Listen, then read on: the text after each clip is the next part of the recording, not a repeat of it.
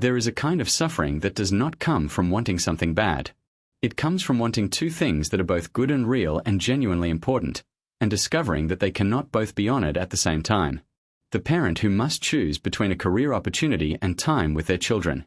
The person who must choose between honesty with a friend and the protection of a third party.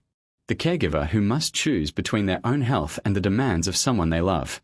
Viktor Frankl did not pretend these conflicts were illusory or that they all had clean resolutions. But he offered a way of approaching them that, while demanding, points towards something more honest than any formula. The first thing Frankl insisted upon was the rejection of universally applicable rules as the final arbiter of ethical decisions. He was not an antinomian.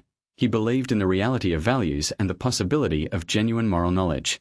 But he was convinced, through both philosophical reflection and clinical experience, that the meaning of any particular situation could not be read off from a general rule without paying attention to the specific, irreplaceable particularity of the situation itself. Meaning, he argued, is always situational. It arises in the encounter between a specific person and a specific moment, and no formula can fully substitute for the judgment that arises from that encounter.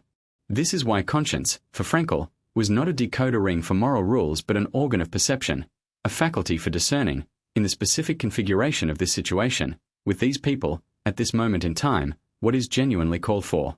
The person of good conscience is not the one who has memorized the most comprehensive moral code. It is the one who has cultivated the sensitivity to hear, in the particular, what the universal principle cannot fully specify. When two values genuinely conflict, when honoring one necessarily means failing another, Frankl's framework does not offer the consolation of an easy answer. It offers something harder and, he believed, more honest, the recognition that tragedy is sometimes the authentic response to moral reality. The ancient Greeks understood this. Tragic drama was not primarily about bad choices or moral failures. It was about genuine conflicts between genuine goods, situations in which no available action was without moral cost, and in which the hero's greatness was measured not by their ability to escape the conflict but by the quality of their response to it. Frankl had lived something like this himself. His decision to stay in Vienna rather than emigrate to America was not a choice between good and evil. It was a choice between his own survival and safety on one hand, and his filial obligation and sense of unique responsibility on the other. Both values were real. Both claims were legitimate. He could not fully honor both, and he knew it. What he did, and what his framework asks of anyone facing a genuine values conflict, was to turn toward conscience, to sit with the tension long enough to hear what it was genuinely asking, and then to act with full acceptance of what that action would cost. In practice, navigating values conflicts in this spirit requires several things. First, the honest acknowledgement that both values are real, refusing the temptation to resolve the conflict prematurely by discounting one of the competing claims. Second, the patient attention to the specific features of this situation that distinguish it from the general case. What is particular here, what has no equivalent in any rule, what this moment demands that no other moment has quite demanded before. Third, the willingness to consult conscience not as a source of comfortable validation but as a demanding interlocutor, to genuinely ask not what I want to be true, but what is actually true about what is required here. And finally, the acceptance that even the right choice, the choice made with integrity, full attention, and genuine moral seriousness, may carry loss. The parent who chooses the career opportunity may be right and may still grieve the time with their child.